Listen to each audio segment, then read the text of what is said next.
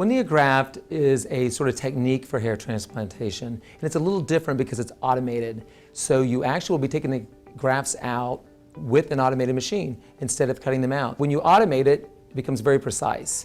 So not only are you getting these very expert, precise follicular units to transplant, you're doing them in a way that the hair naturally grows.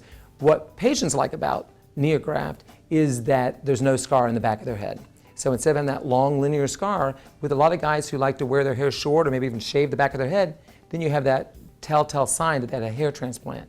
With automation, we take that little tiny hairs, but it all heals in together and it looks like you did nothing to the back of the scalp. The recovery with the Neograft is even better than strip grafting. They both are quick, 4 or 5 days and somebody's feeling pretty good, so you can go back into public and feel pretty comfortable with that.